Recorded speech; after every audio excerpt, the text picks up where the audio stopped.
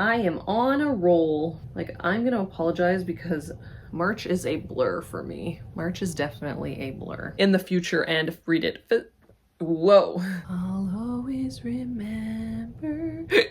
Hello book lovers, welcome back to the channel. My name is Steph, and in today's video we will be doing my March wrap-up. If this is the first wrap-up of mine that you are watching, I will leave the entire playlist linked down below so that you can check out all of my previous month's wrap-ups. I will just preface by saying that I was able to read 19 books in the month of March, which is pretty low by my standard for books that I'm able to read, but I am in quite a big reading slump. I have really just not been in the mood to pick up books lately. I have just not been feeling the greatest lately, and I am definitely seeing that in my reading. So for March's wrap up, I will be talking about 19 books, which I am still very happy with that number, but it is slightly on the lower side from what I am used to. I will also say, if you are new here, the way that I do my wrap ups is I start with the worst books that I read in the month, and then I move on to the best book that I read in that month. So without further ado, let's get right on in to March's wrap up, starting with the worst book that I read in the month of March. And honestly, I gave 3 books this same rating, so I'm not 100% sure which one is exactly my worst, but the first one that I am going to talk about is going to be Fight Club by Chuck Palahniuk. This I don't really know what to classify it as, but essentially we are following an unnamed protagonist, and he goes to all of these different like support groups to try and help him through his insomnia. So he goes to different types of support groups and meets people along the way until he finally meets a very mysterious man named Tyler Durden, and the two of them basically establish something called Fight Club, where it is a fight club, but it's very secretive and no one is really supposed to talk about Fight Club. So I will start off by saying that I did already watch the movie, and I already kind of knew the like big reveal that happens in this book. So the entire time that I was reading this, I just like knew exactly what was going on, and that really diminished my liking for the book. But this was a buddy read with one of my really good friends here on BookTube, and when she got to the reveal, she was just not very impressed by it either. So I'm not sure if I would 100% have actually cared about the reveal in this book. I found this book to be very boring, and it is really short, but it did feel like such a task to get through. I also didn't really like the writing style in here. Like, there were moments in this book where all you would read is Tyler said this, Tyler said that, Tyler said this, and it was just like, it really took me out of the story. I really did not enjoy the writing style in this book. I have since learned that this is supposed to be like satire, but I really didn't get those types of elements. I didn't really understand where those elements came in. Did not have a good time with this one, so ended up giving this one a 2 out of 5 stars. Then I finally picked up When I'm Dead by Hannah Morrissey. This was a book that I got for Book of the Month, not realizing that it was part of a series. So I really was just like putting this off, and I'm so happy that I finally like read this so that I can unhaul it, because I really just did not have a good time with this one. This is a mystery and thriller where we do follow our main character, Rowan, who is a medical examiner, and she has to respond to the body of her daughter's best friend, and then a few hours later she discovers that her daughter is actually gone missing. There were a lot of issues that I had with this book. I think a lot of what happens in here doesn't really make sense and isn't very believable. The first problem that I had was the audiobook in general. It is a full cast of characters, which is great. That makes audiobooks super enjoyable, but for some reason I feel like the same narrator did the narrations for each chapter. So they did all of the different voices when that didn't need to happen because they had a full cast of characters. So that was just like very confusing to me to begin with. I really didn't care about the mystery in this. It really just didn't intrigue me. The story of like daughter's best friend is murdered and then her daughter goes missing, it was just not something that I cared about. And the other really like weird thing that I thought happened in this book is that I believe the girl who is missing, her father is a police detective, and they allow him to be like one of the primary like detectives on the case, which I think is just a terrible idea. I don't think that that would ever happen in real life, and that like little bit of information just completely took me out of the story for the entire rest of the book. When we do get the reveal, I just think that the reasoning behind what happened just was not a good reason. I just really didn't care, but there was an element of Beetlejuice in here that I thought was really cool. They do make reference to Beetlejuice quite a bit, but there was like a very unhealthy obsession with teeth in this book, and for all of those reasons, I did end up giving this one a 2 out of 5 stars. Then one that is probably going to be pretty controversial because I've seen a lot of people really enjoying it, and that is Intermezzo by Sally Rooney. This book was was a drag. So this is a contemporary fiction novel where we do follow two brothers, and both brothers are very estranged. They don't really have a close relationship, and this story takes place right when their father dies, so we do follow both of their stories as they are grieving the death of their father and also just the relationship between the two brothers. I will start by saying that this was just such a drag to get through. Like, when I started listening to the audiobook, I was thinking to myself, like, I am never gonna get through this 17-hour audiobook because I can't listen to it at a very like high speed. Just due to the narrator and the accent, it's like a lot harder for me to listen at a higher speed. So I definitely thought that this was going to just drag and drag and drag on. A few chapters in, I was finally able to kind of get into the writing style a little bit more, but this book just was so boring to me. I definitely feel like the chess element of this book had a very much like deeper meaning when it came to this book, but I was just not in the like headspace to really like deep dive into the whole like meaning of chess and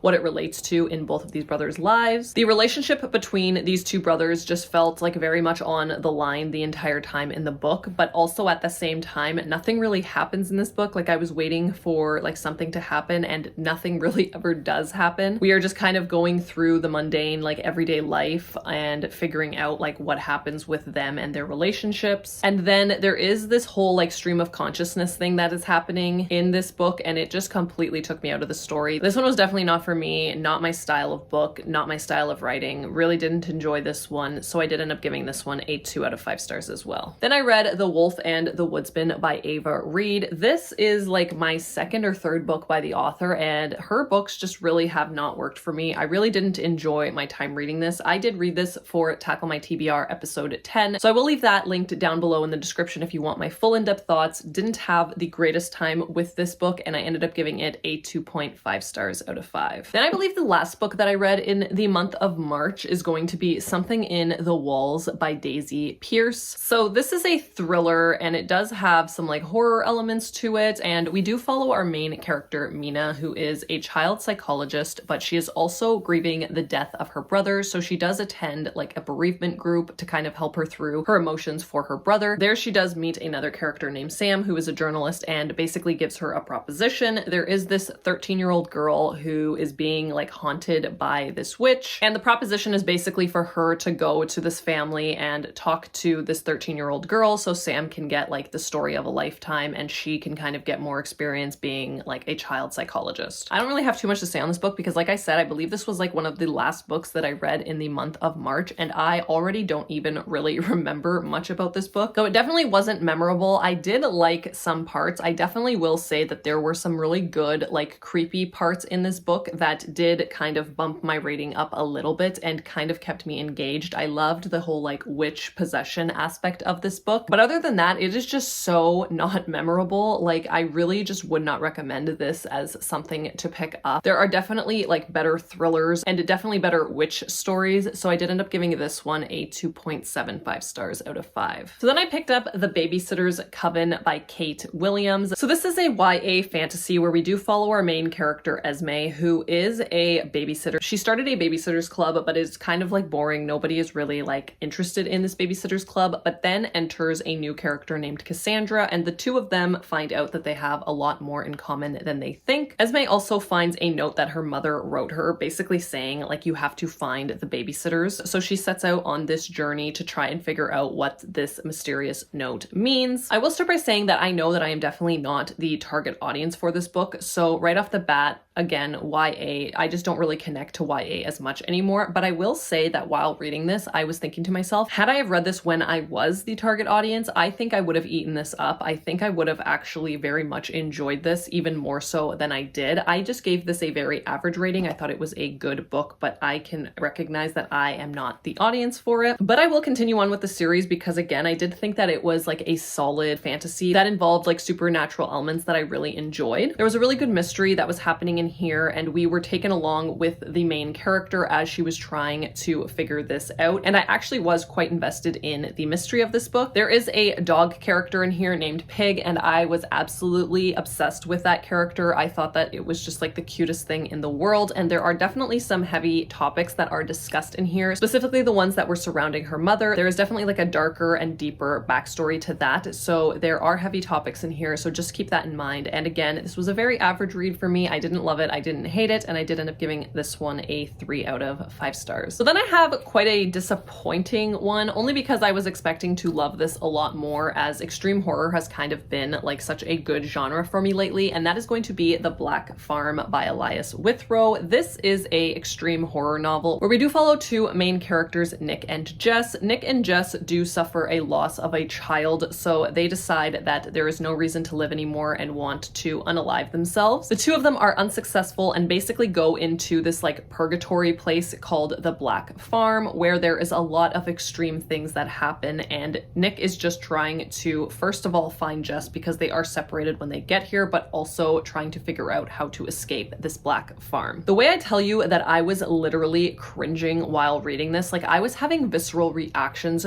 to this book while reading. There is so much that goes down in this book, and like we start right at the beginning, like after the first chapter, and we are actually like in this Black Farm. The things that are happening are going to leave your mouth wide open. I was cringing. I was telling my fiance about some of the things and he was like, what on earth do you read? Because that is wild. I personally think that the author was going for so much of a wow factor, that the plot was interesting in the beginning. I was really like invested in what was happening, but I think that the author just went for such a wow factor that we kind of like lacked a bit of story in the end, and there was just like way too much going on. But I will say the way that Nick is like trying to find Jess and like protecting her in any way that he can is just like so nice to read about. Like this man truly loves this girl so much in this book. So there was definitely a element of like him doing anything he possibly could to try and save her. But again, I think that this was just looking for way too much of a wow factor, and it kind of like diminished from the plot, specifically more so toward like the last 50% of this book. So I did end up giving this one a 3 out of 5 stars. Then I read The Pull of the Stars by Emma Donoghue. This is a historical fiction. I do read this for Tackle My TBR episode 10. Again, I will leave that video linked down below if you want my full in-depth thoughts. I had a good time with this one. I didn't love it. Again, didn't hate it, and ended up giving this one a 3.25 stars out of 5. The next book I picked up is A Demon's Guide to Wooing a Witch by Sarah Hawley. This is the second book in the Glimmer Falls trilogy. I believe it's a trilogy. And I had so much fun with book one, so I was super excited when I put this on my March TBR. And although it didn't like 100% disappoint, I definitely didn't love this story as much as I did the first one. In this book, we are following Caladia, who is basically like a gym-obsessed main character. That seems to be like her only personality trait, to be honest. And then she is at a bar one night and she saves a demon from a like attack from, I believe it's another demon, and she realizes that the demon that she saves is none other than the one that was orchestrating a soul bargain with her best friend. And then he ends up losing his memory, and she, for some reason, I don't even really know if that was fully explained as to why, but she decides to try and help him get his memory back, and they kind of set out on this adventure as she is trying to like jog his memory. I definitely still would want to continue on with this series. This wasn't a bad book by any means, and I just love the concept of like demons. I have found that like in my romance books, like if they are paranormal romances, I really do like the whole demon aspect to these books. I think that it's just so cute, and I think that our characters are just so likable. I think that there is like such a good sprinkling of like comedic relief throughout these books. There is a lot of mention of the characters from book one in this book, so I highly would recommend reading these in order. As I said previously, it seemed like our only personality trait for our main character, Caladia, was that she like works out, but there was actually a really good emphasis on her and being kind of like self-conscious about her body, because she does have a lot more muscle than what is like traditionally looked upon as like beautiful on a woman, and I did like the commentary on that. So yeah, I definitely still would recommend this series, and I ended up giving this one a 3.5 stars out of 5. The next book I have to talk about is Starling House by Alex E. Harrow. I want to start off by saying that this book I know is definitely not going to be for everybody, and I can understand why a lot of people don't actually enjoy this book, but I actually had a very good time with it. I believe that this is my second book from this author, and this is definitely my favorite one that I have read by Alex E. Harrow, and I just absolutely loved the vibes of this book. But I will also say that I would love to physically read this. I feel like the audiobook just didn't do it justice for me. I feel like I really want to pick this up at some point and read it physically. So this is like a gothic fantasy where we do follow our main character, Opal. Opal is pretty much trying to get a better life for her younger brother, Jasper. She's always been obsessed with this very creepy house named Starling House, where there are a lot of rumors of things that happen in there. So then one day she finds herself afforded the opportunity to actually work in Starling House, and because of her like obsession and because of her need to take care of her younger brother, she ends up taking a job at Starling House. Right off the bat, I was listening to this book and there is a scene that happens right near the beginning that was just so creepy and eerie, and it absolutely made me so captivated with the story. I was like all ears after that part. I was like so interested in seeing what was happening because I just found it to be like so eerie, and I just absolutely loved the gothic creepy vibes of this book. I will say that there is nothing really new that is done in this book. Like if you are used to reading these type of books, I don't think that you're going to find anything that is like outstanding and that really stands out, but I still think that it is worth the read if you are looking for like a gothic fantasy novel. I will say that I didn't really like her brother's character in this book. I really just hated him actually as a character, but I found that their like relationship dynamic was so interesting. The romance in here is also just like very, very sweet. I thought that the author does a really good job with the romance in this book. I really can see why people don't like this, but it just really worked for me and I loved all of the vibes. So I ended up giving this one a 3.75 stars out of 5. The next book I have to talk about is When the Reckoning Comes by LaTanya McQueen. This is a horror novel where we do follow two main characters, Mira and Celine. Mira and Celine grew up together in this very small town. Mira is the type of character that doesn't want to remember about everything that happened in this small town, so she flees this small town, doesn't really want to think anything else of it. But then years later, Celine does decide to get married at this old plantation and invites Mira back with a few of their other friends. I will also mention that Celine is a white woman that decides that she wants to get married at this like old plantation, and she used to get like ridiculed for hanging out with all of the black kids here. This book was such a like, I don't even want to say pleasant surprise because I feel like I knew I was going to like this book just kind of based on the synopsis of this book. You can kind of already see like all of the good social commentary that is going to come from this book, and you can also see like how the horror elements of this book are really going to like open your mind and make you think and kind of show you the like real life horrors that go into this. So I don't want to say that this was a pleasant surprise, but I had such a good time reading this book. I really did enjoy this book. At the beginning, I wasn't sure if I was going to absolutely love this just because the writing style was a little bit hard to get into, but once I started like listening to it, but once I got past that like first little bit, I realized that it wasn't actually like how the writing style was. It was just the way that the book was like set up. Follows like a different narration at the beginning and it's written in italics, but as I'm listening to the audiobook, that didn't really like make sense to me in my mind. This book was also like quite frustrating to listen to because you are listening to the character of Celine and some of the things that she is saying and some of the decisions that she is making are just terrible decisions, and you don't really want to root for her as a character, but you understand why she is written in that way and what her purpose for the story is. There is also a ghost element of this book that I absolutely loved, but it took me a while to understand that that is exactly what was going on. Again, I think that this would be a lot better of a physical read because I was kind of a little bit confused with the audiobook, but I really did end up loving how this wrapped up, and I did like the mystery element in here, so I did end up giving this one a 4 out of 5 stars. So then I picked up A Walk to Remember by Nicholas Sparks. This is a romance book where we do follow the story of Jamie and Landon. Landon is kind of like a bad boy. He has had some experience with dating in high school, and this is actually a story told from him about the past in his high school. And Jamie is a reverend's daughter, I believe. She is very heavily religious and really focuses in on that. This is their love story and how like a twist of fate that basically got them together for this homecoming dance. I have seen the movie for this prior to reading the book, and I'm going to have maybe an unpopular opinion, definitely an unpopular opinion in like the book world in general, maybe not specifically for this book, but I will say that the movie in this case is actually a lot better, I think, than the book. I still had a good time with the book. I really just did not care for the narrator of the audiobook. I thought that he was just not the greatest narrator. I was kind of taken out of the story with that. And I will say that there are some similarities to the movie, like the basic like sad elements to the movie and premise of this is the same, but it's also slightly different in the way that the story is told. So if you have watched the movie and enjoyed it, I definitely would still consider picking up the book. But again, I do feel like the movie is definitely better in this case. I also thought that Landon's mom in this book was just such a sweet lady, and I don't 100% remember if she is in the movie or if she is mentioned in the movie. movie, but in this, like, I just fell in love with Landon's mom. And one other thing, I feel like this book was just too short. I feel like I really wanted to get more on their love story and more background and kind of just like more of a conclusion at the end. And I just think that this could have been like maybe 100 pages longer, which I don't normally say, but I think that it would have done this book more justice if it had been just a little bit longer. But I did end up giving this one a 4 out of 5 stars. Another book that I gave a 4 out of 5 stars, that is going to be The Kind Worth Saving by Peter Swanson. I did read this for Tackle My TBR episode 10. This is a mystery and thriller.